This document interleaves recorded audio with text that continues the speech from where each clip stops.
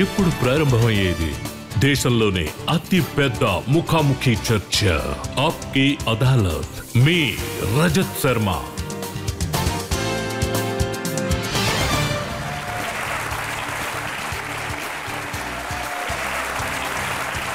నమస్కారం, ఆప్కి అదాలత్కి మీకు స్వాగతం. ఇవాళ మనం ఈ షోలో చూడబోయే గెస్ట్ ఈవిడ దాదాపు 40 సంవత్సరాలకు పైగా మీ మనసులో స్థానం సంపాదించుకున్నారు. ఒక ఫిలిం స్టార్గా, ఒక డాన్సర్గా, ఒక డైరెక్టర్గా, ఇప్పుడు ఒక మెంబర్ ఆఫ్ పార్లమెంట్గా కూడా. ఈ పర్సనాలిటీలో అన్ని లక్షణాలు ఉన్నాయి, అలాగే ఆరోపణలు కూడా చాలా ఎక్కువే ఉన్నాయి. ఆ విషయం మీద చాలా చర్చలు జరుగుతున్నాయి. ఇప్పుడు మనం ఆప్కి అదాలత్లో కేసు ఏంటో చూద్దాం.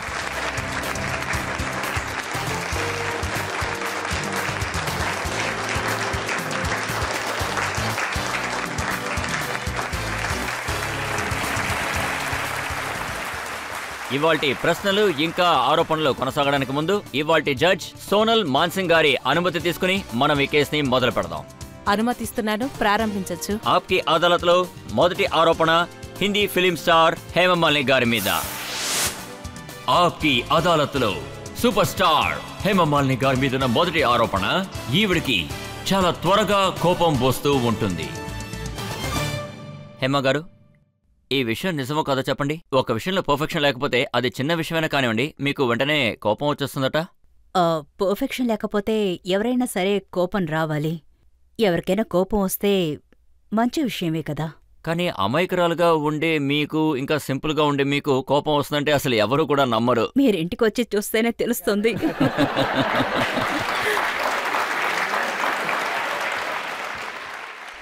You should know from my servants what they are going through. Servants మాత్రమేనా? ఎందుకంటే నాకు అంత పర్ఫెక్ట్ గా ఉండాలి. సో వాళ్ళకి స్ట్రిక్ట్ గా చెప్తాను. They have to be perfect in everything, what ever they keep things. అయితే ధరం సార్ కూడా ఈ బెదిరింపులు ఉంటాయా? ఫ్యామిలీ మొత్తానికి, పిల్లలకి కలిపి. పిల్లలు సరిగ్గా డైట్ తీసుకోపోతే అప్పుడు మీ దగ్గర బాగా తిట్లు తింటూ ఉంటారా? పిల్లలతో కాస్త ప్రేమగా చెప్పాలి, అంత స్ట్రిక్ట్ గా చెప్పకూడదు, పిల్లలు కదా. కానీ చిన్నప్పుడు మీకు బాగా తిట్లు పడేవి, ఇప్పుడు మీరు మీ పిల్లల్ని తిడుతున్నట్టు. అవును, నాకు బాగా తిట్లు పడేవి. మా అమ్మ బాగా స్ట్రిక్ట్ తెలుసా. నేను ఇలా ఉండడానికి నిజంగా మా అమ్మకే థ్యాంక్స్ చెప్పుకోవాలి. మీ 5వ ఏటప్పుడే మీ వాళ్ళు మీ కాళ్ళకి గజ్జలు కట్టేశారా? మా అమ్మగారు నేనొక డాన్సర్ అవ్వాలని ఆశపడ్డారు. దానికైనా ఒక మార్గంలోనే నన్నావిడ తీసుకువెళ్లారు. కాని ఒక 5 ఏళ్ల పాపకి ఒక డెడికేటెడ్ డాన్సర్గా అవ్వడం కుదరదు. తన మనసులో వేరే విధంగా, అంటే మిగతా పిల్లలతో కలిసి ఆడుకోవాలనే ఆశ ఉంటుంది. సో నేను అలాగే ఉండేదాన్ని. ఆ తర్వాత చాలా రోజుల తర్వాత, చాలా సంవత్సరాల తర్వాతే నాకు డాన్స్లో ఇంట్రెస్ట్ వచ్చింది. ఈ విషయం నిజమో కాదో చెప్పండి. మీకు దక్కిన మొదటి ఆపర్చునిటీ డైరెక్టర్ శ్రీధర్ గారు మిమ్మల్ని రిజెక్ట్ చేశారట. ఆయన మీ మొహం చూసి ఈవిడ స్టార్ అయ్యే సూచనలు ఏమీ లేదని చెప్పారట. లేదు, ఆయన నా మొహం గురించే మాట్లాడలేదు. అప్పుడు నేను చాలా సన్నగా ఉండేదాన్ని. They wanted a very plump heroine, so I was not. అప్పుడు నాకు 14 ఏళ్లు మాత్రమే. సో ఆ వయసుకి చాలా లావైన శరీరం మనం ఎదురు చూడలేము కదా. ఆయన అలా చెప్పింది విన్న తర్వాత మీకు చాలా కోపం వచ్చింది? లేదు, కోపమేం రాలేదు. ఒక విషయంలో మనకి ఓటమి ఎదురైతే అది మనకి గెలుపుకి ఫస్ట్ స్టెప్ అని తీసుకుంటాను. సో నేను ఏమనుకున్నానంటే, నేను అందరికీ ఇదే చెప్తాను, ఫెయిల్యూర్ని చూసి భయపడకూడదు. ఎందుకంటే మనం నెక్స్ట్ చేయబోయే పనిని ఎక్కువ కాన్ఫిడెన్స్తో మనం చేయగలుగుతాం. మీరు ఎలాంటి ఒక ఎగ్జాంపుల్ అంటే, ఎవరి దగ్గరైతే మీరు ఫెయిల్ అయ్యారో వాళ్ళ దగ్గరే మీరు సక్సెస్ అయి నిరూపించుకున్నారు. నేను సినిమాలు చేస్తున్నప్పుడు నాకు పెద్దగా ఇంట్రెస్ట్ లేదు, కానీ మా అమ్మగారికి అప్పుడు ఇంట్రెస్ట్ ఉంది. అప్పుడు నేను కేవలం డాన్సర్గా మాత్రమే ఉండేదాన్ని. నేను సినిమాల్లో యాక్ట్ చేయాలని మా అమ్మగారు అనుకున్నారు. అప్పుడంతా సినిమాలు యాక్ట్ చేయడానికి నేర్పించే రకంగా కాలేజెస్ అంతగా ఏమీ లేవు. నేనే నేర్చుకొని యాక్ట్ చేయాల్సి వచ్చింది. సో నాకు భయం వేసింది. నా 100% శ్రమని నేను వేశాను. బికాస్ అది డైరెక్టర్కి నేను నచ్చలేదు. సో నా వల్ల అవుతుందని నేను ఆయనకి ప్రూవ్ చేసి చూపించాలి. మీరు సాధించిన మాట నిజమే. అయితే నాకు ఈ విషయం చెప్పండి, మీరు సెట్కి వెళ్తున్నప్పుడల్లా మీ అమ్మగారు మీతోనే ఉంటారు, ఎప్పుడు మిమ్మల్ని గమనిస్తూనే ఉంటారట?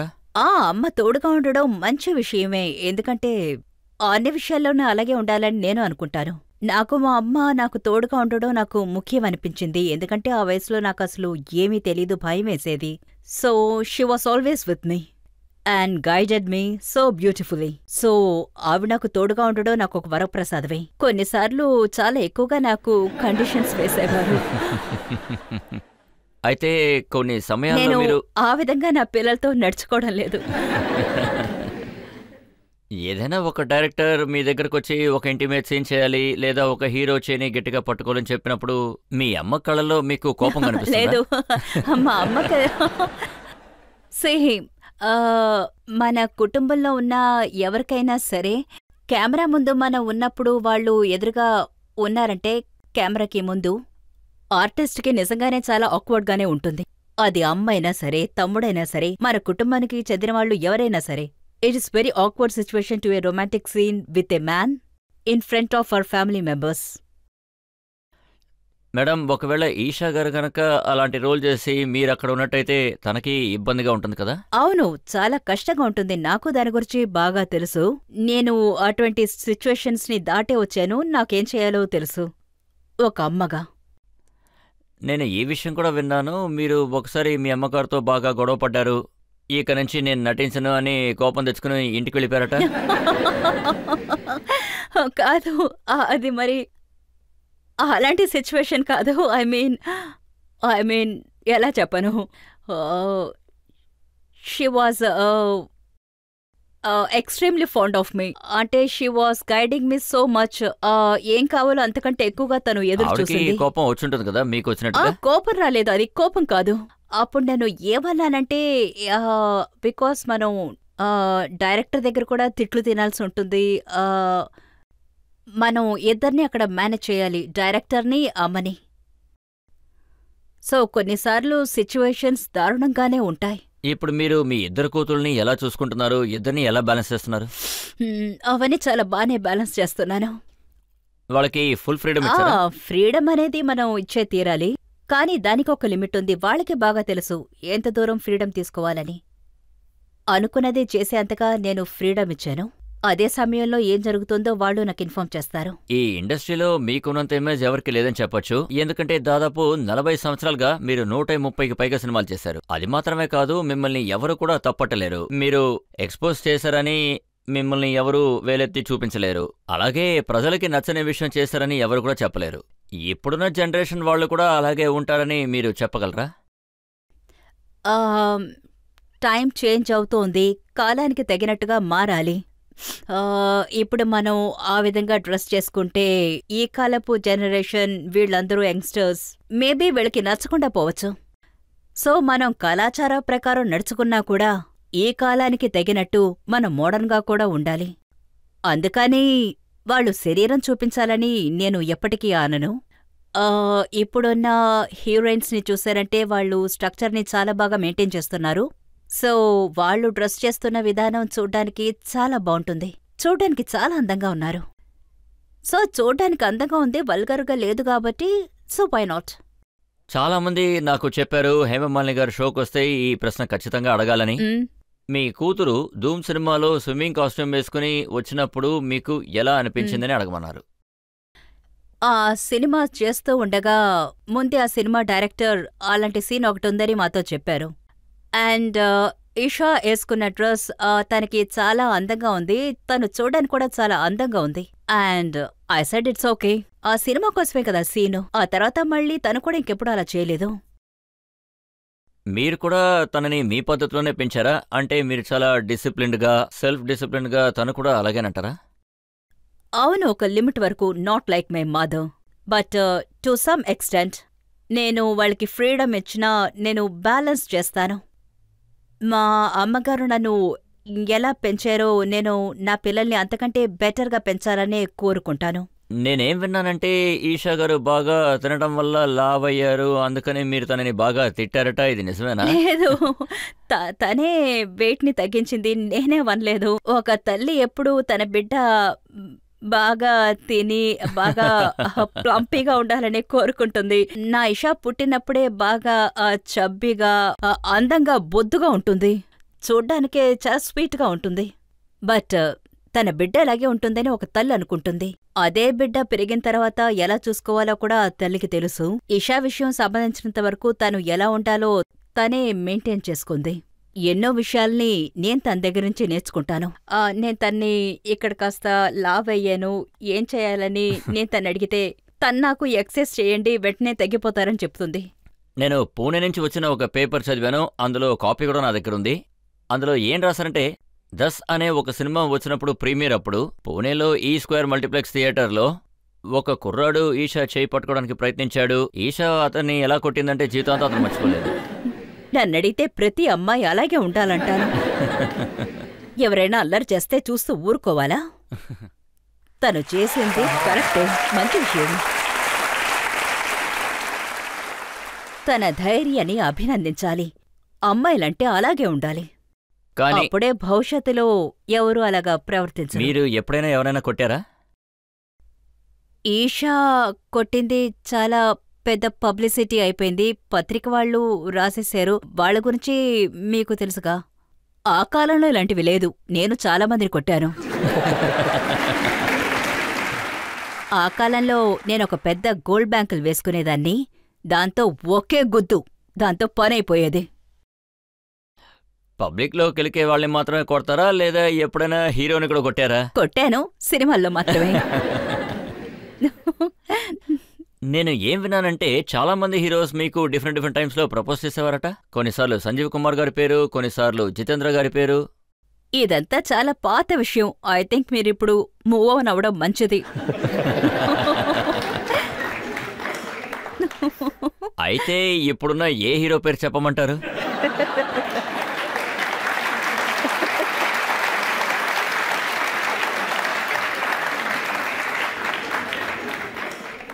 మేబీ నాకంటే మీకే ఆ విషయం కూడా బాగా తెలుసుంటుంది. మనం పబ్లిక్ని అడుగుదాం. వ్యూస్ నుంచి ఎవరైనా ఏదైనా ప్రశ్న అడగాలనుకుంటున్నారా? అదిగో అక్కడ థర్డ్ రోలో అడగండి.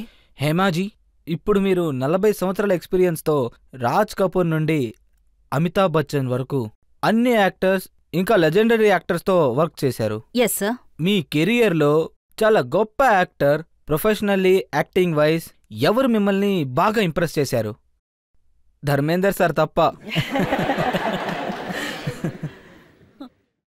అది మరి ప్రారంభం కాలం నుంచే నన్ను అడిగితే అమితాబ్ బచ్చన్ గారినే చెప్తాను. చాలా ప్రొఫెషనల్ అండ్ టోటల్ డెడికేషన్తో వర్క్ చేస్తారు. అలాగే చాలా విషయాలు నేర్చుకోవచ్చు ఆయన దగ్గర. అందుకనే బాబుల్ సినిమాలో మీ రోల్ని చాలా చిన్నదిగా చేశారని మీకు బాగా కోపం వచ్చిందని విన్నాను.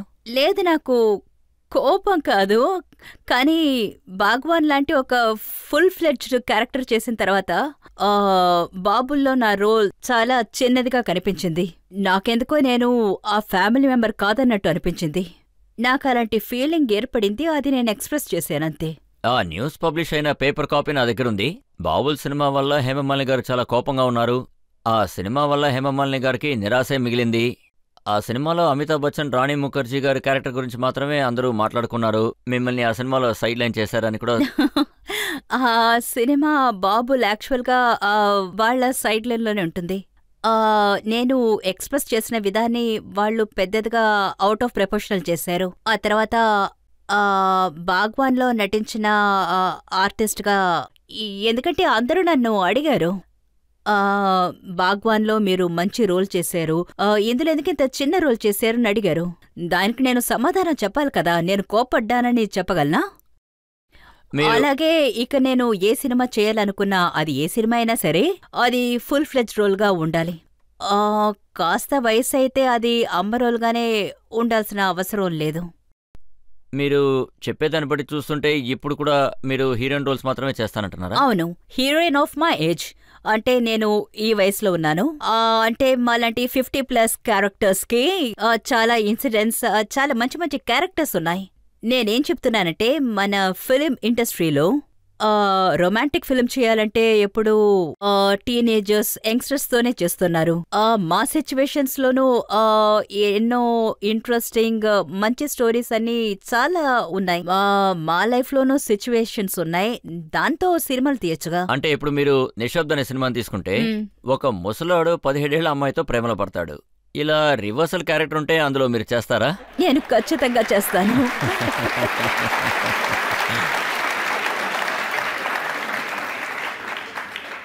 నేను ఖచ్చితంగా చేస్తాను, కానీ ఫుల్లీ టోటలీ వల్గారిటీ లేకుండా చేస్తాను. హేమా మేడం గారు, నా దగ్గర ఉన్న ఆరోపణ లిస్ట్ చాలా పెద్దదిగా ఉంది. ఓ ఇప్పుడు మనం ఒక బ్రేక్ తీసుకుందాం. బ్రేక్ తర్వాత ఆప్కి అదాలత్లో ప్రజల ప్రశ్నల తర్వాత భాగం చూద్దాం.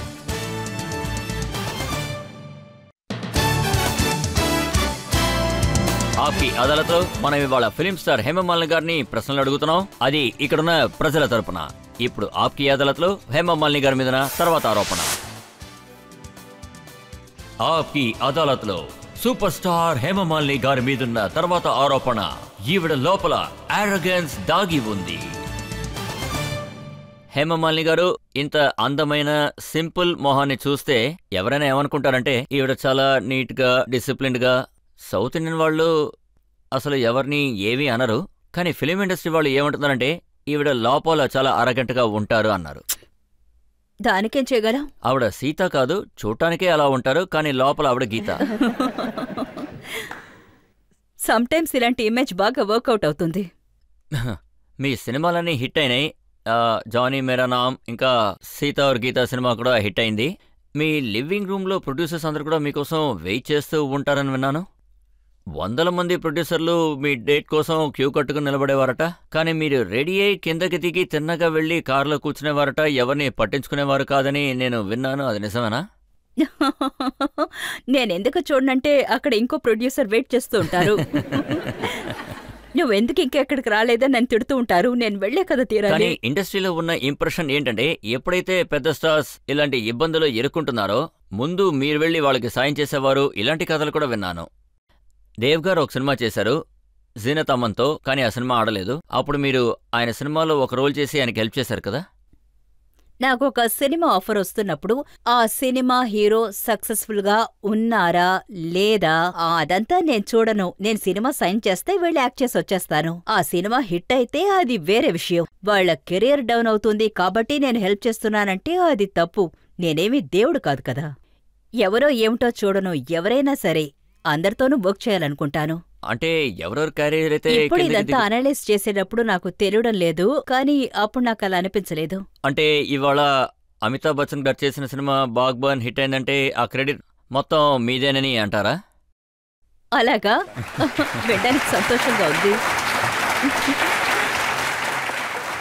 అంటే బాగ్వాన్ సినిమాలో చాలా సంవత్సరాల తర్వాత మేమిద్దరం కలిసి యాక్ట్ చేశాం. అది మాకు చాలా నచ్చింది. అండ్ స్టోరీ బాగోకపోతే సినిమా హిట్ అయ్యే అవకాశమే లేదు. ఆ సినిమా కథ చాలా బావుంది. ఇప్పుడున్న సమస్యలు అంటే పిల్లలు పేరెంట్స్ దగ్గర నడుచుకునే విధానం, ముఖ్యంగా ఫారెన్ కంట్రీస్లో దాని గురించే ఆ సినిమా. అందులో మేమిద్దరం అంటే అమిత్ సార్ నేను ఒకటిగా కలిసి అందులో వర్క్ చేశాం. ఆయనకి అది నచ్చింది. అంటే ఇద్దరం కలిసి ఒక కొత్తగా వర్క్ చేసిన ఉత్సాహం. తల్లిదండ్రులందరూ కొట్టి మరీ వాళ్ళ పిల్లల్ని తీసుకెళ్లి మరీ ఆ సినిమా చూపించారు. కొట్టి మరీ ఆ సీడీని ఇంటికి తీసుకువెళ్లి వాళ్ళ పిల్లలకి చూపిస్తారు. వాళ్ళ ఇంటికి తీసుకువెళ్లి పెట్టుకుంటారు. ఒక పెద్ద పొజిషన్కి వచ్చిన సంతోషం. పిల్లలు ఏదైనా తప్పు చేస్తే ఇలాగే జరుగుతుందని చూపించడానికి. బట్ అది బాగుంది కదా. అందులో యాక్ట్ చేయడం నాకు చాలా సంతోషం. ప్రజలకి నన్ను బాగా నచ్చింది. And it's a nice message. ప్రజలకి మంచి విషయాలు చేరింది. నేను మిమ్మల్ని ఒక సీక్రెట్ అడగాలని అనుకుంటున్నాను. చాలా తక్కువ మందికే ఈ విషయం తెలుసు. ఎవరితో అయితే అమితాబ్ బచ్చన్ గారిని కంపేర్ చేసి ఈరోజు ఎక్కువగా చూస్తున్నారో అంటే షారుఖ్ ఖాన్. ఆయనకి ఫిలిం ఇండస్ట్రీలో మొదటి ఛాన్స్ ఇచ్చింది మీరేనట? అవును. దిల్ ఆషనా అని ఒక సినిమా తీశాను. అందులో యాక్ట్ చేయడానికి ఒక హీరో కావాలి. ఆ టైంలో టెలివిజన్లో ఆయన యాక్ట్ చేసిన ఒక సీరియల్ నేను చూశాను, fauji. So I was very impress. He was so sweet and so nice. ఆయన చూడ్డానికి చాలా యంగ్గా చాలా అందంగా ఉన్నారని చెప్పాను. ఆయన్నే మన సినిమాలో హీరోగా వేద్దామని నేను చెప్పాను. తర్వాత నేను ఫోన్ చేశాను. ఆయన కూడా బాంబేకి వచ్చారు. మీరు సగం విషయం మర్చిపోయారు, నేను గుర్తు చేస్తాను. మీరు షారుఖ్ ఖాన్ గారికి ఫోన్ చేసి నేను హేమమాలిని మాట్లాడతానని చెప్తే ఆయన అస్సలు అది నమ్మలేకపోయారు. ఆయన నన్ను ప్రాంక్ చేయకండి అని చెప్పారట. ఆ తర్వాత ఆయనకి నేను నా నంబర్నిచ్చి నాకు కాల్ చేయమన్నాను. ఆయన వచ్చారా? ఆయనొచ్చారు. ఆయనకి నేను కథ చెప్పాను. ఆయనకి అది నచ్చింది. అండ్ ధరమ్ సార్‌కి చెప్పాను. ఈయన్నే హీరోగా వేయబోతున్నాను అని. ఆయనకి నచ్చింది. So he said he's very మీరు నైస్ అని. విషయం మొత్తం చెప్పండి హేమ మేడం. నాకంటే మీకే ఎక్కువగా తెలిసింది.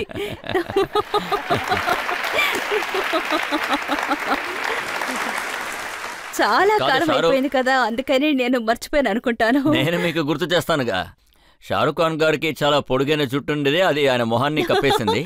ఇది నిజమేనా? నిజమే. ఆయన జుట్టుని వెనక వైపుకు దువ్వమని మేకప్ మ్యాన్ కి నేనే చెప్పాను. ఎక్కువ జెల్ వేసి వెనక వైపుకు దువ్వమన్నాను. టోటలీ ఆయన చేంజ్ అయినట్టుగా ఉంది. నాకు 2 క్యారెక్టర్స్ దొరికాయి. ఒకటేమో జుట్టుని ముందుకు వేసి చూస్తే ఆయన లోకల్లా కనిపిస్తారు. ఇంకొకటి జుట్టుని వెనక్కి దువ్వేస్తే చాలా సొఫిస్టికేటెడ్ గా కనిపిస్తారు. నాకు ఆ సొఫిస్టికేటెడ్ ఫేసే కావాలి. ఆ తర్వాత మంచి టైం చూసి మేము స్టార్ట్ చేశాం. మీరు ఒక డైరెక్టర్ గా ఉన్నప్పుడు షారుఖ్ ఖాన్ గారు మిమ్మల్ని ఏమైనా డిస్టర్బ్ చేయడం లేదా మిమ్మల్ని ఇబ్బంది పెట్టడం లాంటివి నన్ను చేశారా? ఎవరు ఇబ్బంది పెట్టలేదు. అందరూ బాగానే చేశారు. ఇన్ఫాక్ట్ నా పిల్లలు ఇషా, హానా అప్పుడు చాలా చిన్న పిల్లలు.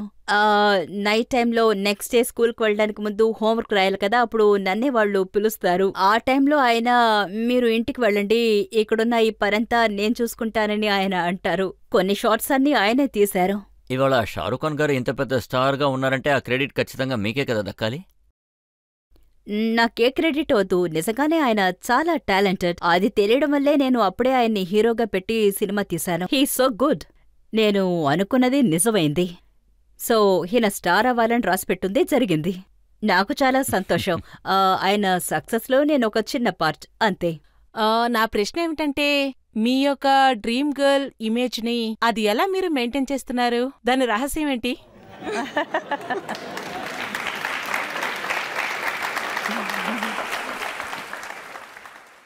నన్ను చూస్తే మెయింటైన్ చేస్తున్నట్టుగా ఉందా? Thank you so much. అది కూడా నేను దేవుడికే థ్యాంక్స్ చెప్పాలి. తర్వాత నేను డాన్స్ చేస్తున్నాను, కంటిన్యూస్గా చేస్తున్నాను. డాన్స్ చేయడం వల్ల నేను స్టేజ్ మీదకి రావాల్సి ఉంది. సో స్టేజ్ మీదకి రావాలంటే నేను పర్టికులర్ ఫిగర్ని మెయింటైన్ చేయాలి. దానికి నేను ఎలాంటి ఎక్సర్సైజ్ చేయాలో, యోగా చేయాలో అవన్నీ నేను చేస్తూ ఉంటాను. అండ్ తినే విషయంలో నేను చాలా కంట్రోల్డ్గానే ఉంటాను. దొరికేవన్నీ నేను తింటూ ఉండను. That's it. And mainly it's a blessing and grace of the lord. Hema madam, కోట్ల మంది ఆడవాళ్ళు ఈ షోని చూస్తూ ఉంటారు.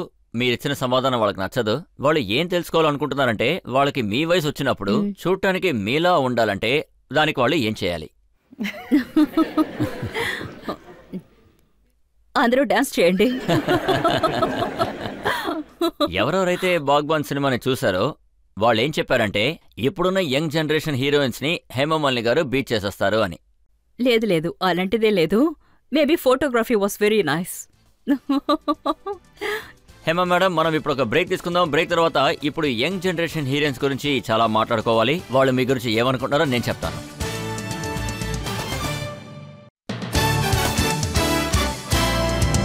ఆప్కి అదాలత్లో షోలో ఇప్పుడున్నది సూపర్ స్టార్ హేమమాలిని గారు. ఆవిడ మీద తర్వాత ఆరోపణ చూద్దాం.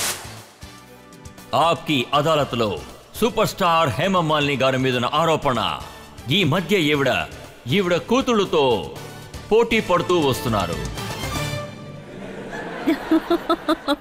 హేమ మేడం, నాకు ఫిలిం స్టార్స్ ఏమన్నారంటే, మీ కూతురు ఈషాని కలిసినప్పుడు సల్మాన్ ఖాన్ లాంటి స్టార్స్ ఏమంటున్నారంటే, ఐ లవ్ యువర్ మదర్. ఇలాగే వాళ్ళు వేళాకోళం చేస్తారు.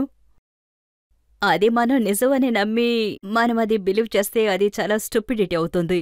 జాన్ అబ్రహాం మీ కూతురికి ఏం చెప్పారంటే, your mother is a hot star. ఒకవేళ బాబుల్లో వర్క్ చేసేటప్పుడు to make himself more comfortable. ఈ జనరేషన్ లో ఉన్న హీరోయిన్స్ వాళ్ళు గనక మిమ్మల్ని చూసారంటే ఖచ్చితంగా అసూయపడతారు. వాళ్ళు ఈ యంగ్ ఏజ్ లోనే మీ అంత అందంగా లేరని బాధపడుతూ ఉంటారు. అందం అనేది దేవుడు మనకి ఇచ్చేది.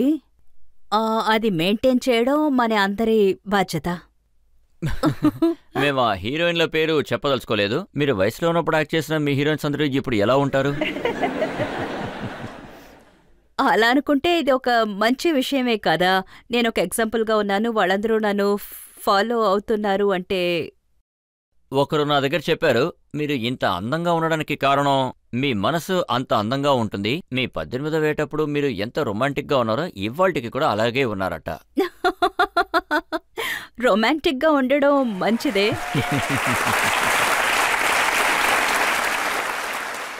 ఒకవేళ లైఫ్లో రొమాన్స్ లేకపోతే అసలు ఏమీ లేదనే చెప్తాను. లైఫ్లో ప్రేమ ఉండాలి. మీకన్నా ఎక్కువగా రొమాన్స్ చేసిందే ధరమ్ సారే. ఇప్పుడు కూడా ఆయన మీకోసం కవితలు రాస్తున్నారని విన్నాను. ఇది మంచి విషయమే కదా. అంటే ఆయన నా కోసం రాసిన కవితలు ఇంకా జీవం పోసుకుంటున్నాయి. మీరు ఆయన్ని కవిగా మార్చేశారు. ఆయన కవి అయిపోయారు. నా మీద ఉన్న ప్రేమ వల్ల ఆయన కవి అయిపోయారు. మీరు ఆయన కోసం ఏం చేస్తారు? డాన్స్ పర్ఫామ్ చేస్తారా? లేదు, ఈ రోజు వరకు ఆయన నా డాన్స్ పర్ఫార్మెన్స్ చూసిందే లేదు. ఆయన చాలా సంవత్సరాలకు ముందు చూశారు, అది కూడా నేను ఎవరో తెలియక ముందు. ఇంకా నయం సగంలోనే వెళ్ళిపోలేదు. మీరు మీ సైడ్ నుంచి ఎలా రెసిప్రొకేట్ చేస్తున్నారు? ఆయన కవితలకి మీరు ఎలా సమాధానం చెప్తున్నారు? నేను ఒక కవిని కావాలని ప్రయత్నిస్తాను. ఆయన దగ్గర కొన్ని విషయాలు నేను నేర్చుకుంటాను, ఏ పదాన్ని ఎక్కడ ఎలా యూజ్ చేయాలని. దానికి ఒక ఎగ్జాంపుల్ మేము వినొచ్చా? లేదు లేదు, నెక్స్ట్ టైం చెప్తాను. అది రెడీ చేసి తీసుకొస్తారా? అవును, ఖచ్చితంగా నెక్స్ట్ టైం చెప్తాను. మీరు మొదటిసారి ధరమ్ గారిని చూసినప్పుడు మీకు అనిపించిందా ఈయనే నాకు లైఫ్ పార్ట్నర్గా రాబోతున్నారని? ఆ టైంలో ఆయన గురించి చాలా చర్చలు నడుస్తూ ఉన్నాయి. అరే, మనం ప్రేమించేది ఇతన్నా అని మీకు ఎలాంటి భయం కలగలేదా? లేదు, ఆయన్ని ఫస్ట్ టైం చూసేటప్పుడు నా పర్సనల్ లైఫ్ ఆయనతోనే ఉంటుందని నాకు తెలీదు. అందుకని నాకు భయం లేదు. అదేమో చాలా సంవత్సరాల తర్వాతే అది జరిగింది. అది జరిగిన తర్వాత మీ నాన్నగారు చాలా కోపంగా ఉన్నారా? ఇది చాలా యథార్థమైన విషయమే, ఎందుకంటే ఆయన ఆల్రెడీ పెళ్ళైన వారు. సినిమా షూటింగ్ మాల్టాలో జరిగింది. అప్పుడు చూసారంటే ఒక బండ్లో వెనకాల 3 కూర్చోవాల్సి వచ్చింది. ఈ విషయాలన్నీ ఎక్కడి నుంచి తెలుసుకొని వచ్చారు? మీ నాన్నగారు మీ ఇద్దరి మధ్యలో కూర్చుని మీతో మాట్లాడడానికి ప్రయత్నిస్తూ ఉన్నారా?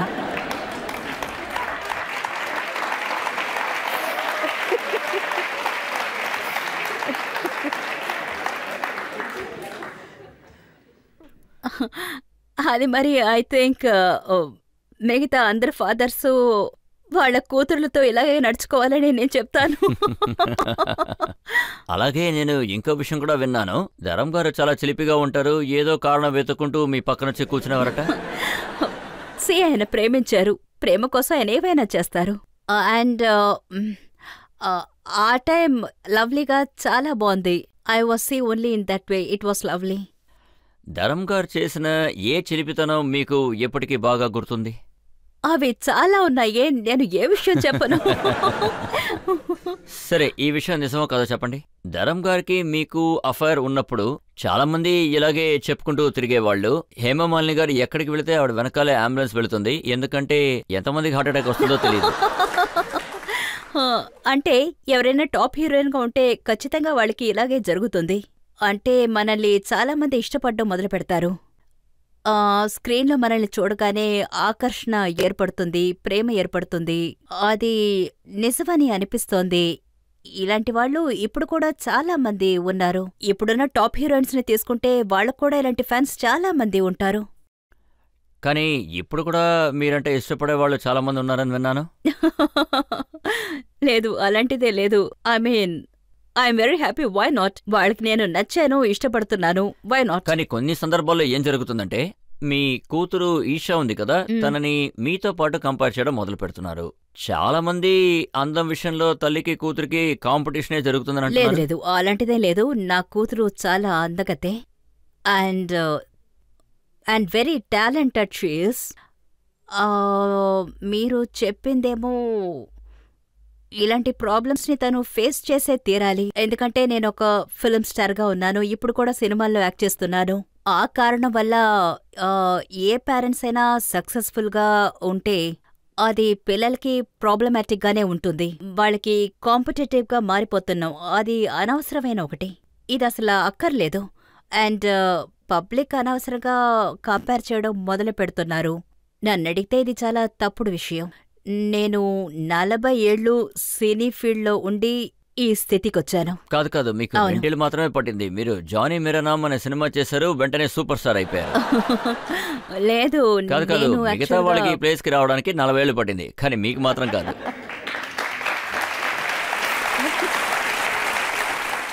కానీ ఈషాకి మీకొచ్చిన సక్సెస్ రాలేదనే మాట్లాడుకుంటున్నారు. ఇందులో మీ అభిప్రాయం ఏంటి? కొంతమందికి అది త్వరగా దొరుకుతుంది, కొంతమందికి టైం పడుతుంది. తనకి తగిన రోల్ ఇంకా దొరకలేదని చెప్పచ్చు. తనకి అలాంటి రోల్స్ దొరకాలని నేను అనుకుంటున్నాను. తను చాలా టాలెంటెడ్ అయినది. ఇప్పుడు మనం ఒక బ్రేక్ తీసుకుందాం. బ్రేక్ తర్వాత మీరు పాలిటిక్స్ లో ఒక కొత్త అవతారం ఎత్తారు. మనం దాని గురించి డిస్కస్ చేసుకుందాం. దాని గురించి ఆవిడ ప్రశ్నలు అడిగి ఆవిడ ఏ సమాధానం చెప్తారో చూద్దాం.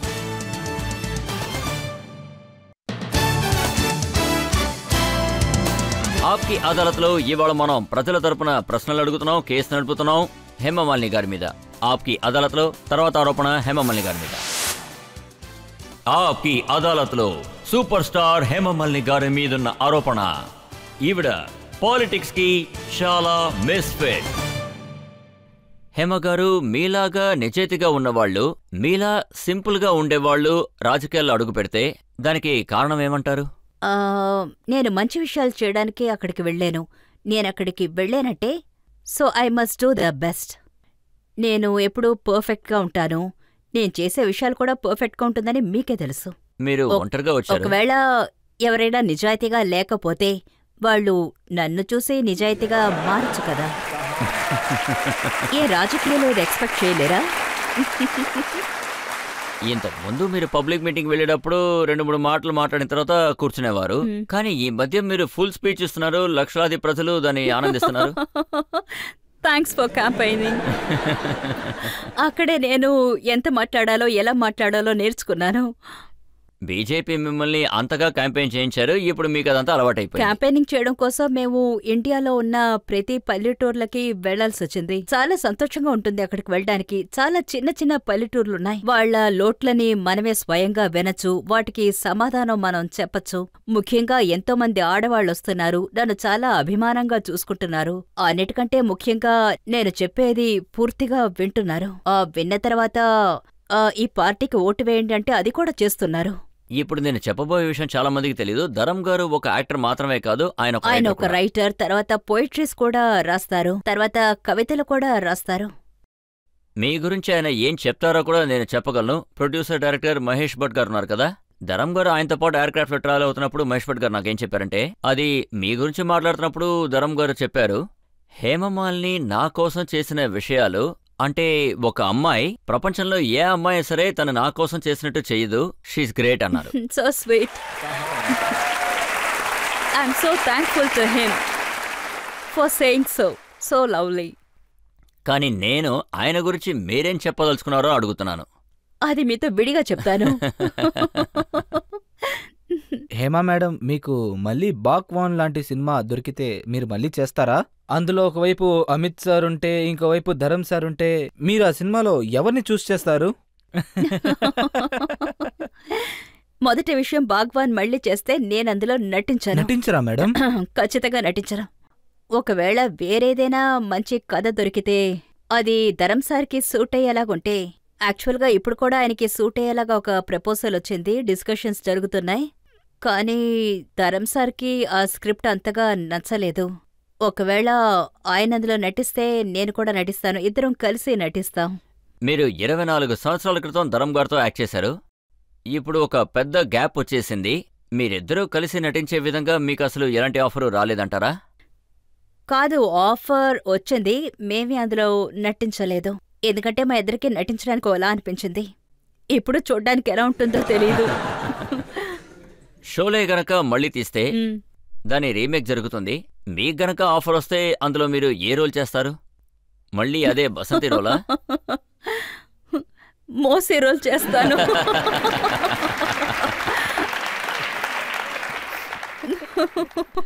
మిమ్మల్ని నేను ప్రజల తరపున చాలా ప్రశ్నలు అడిగాను, మీరు చాలా చక్కగా సమాధానం చెప్పారు. ఇప్పుడు మనం ఒక బ్రేక్ తీసుకుందాం. బ్రేక్ తర్వాత ఇవాళ ఆప్కి అదాలత్ షోలో ప్రజల జడ్జ్ సోనల్ మాన్సింగ్ గారి తీర్పేంటో విందాం.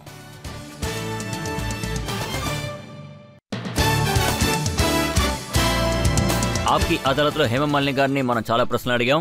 ఆవిడ ఆరోగెన్స్ గురించి ఆవిడని అడిగాం, ఆవిడ సినిమా కెరీర్ గురించి అడిగాం, అలాగే ఆవిడ రాజకీయాల్లో మిస్ఫిట్ గా ఉన్నదానికి కారణం కూడా అడిగాం. అది మాత్రమే కాదు, ధరమ్ గారి గురించి కూడా మనం చాలా అడిగాం.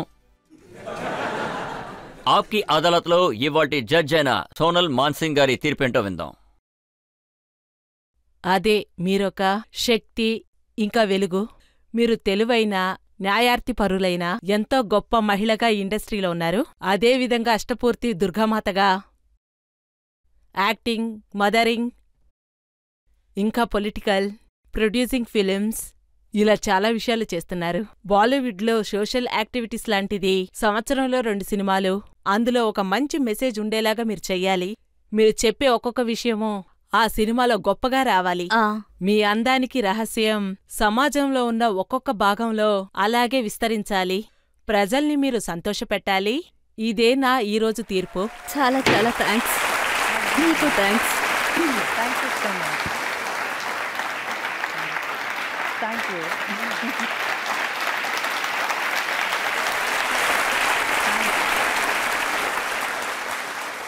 గత 40 సంవత్సరాలుగా హేమమాలిని మేడం అందరి ప్రజల మనసుల్లో చోటు సంపాదించుకున్నట్టు, రాబోయే కాలంలో కూడా ఇలా ఎన్నో సంవత్సరాలు ఆవిడ ప్రజల మనసుల్లో ఇలాగే ఉండాలి, ప్రజలందరినీ ఆనందపరుస్తూ ఉండాలి.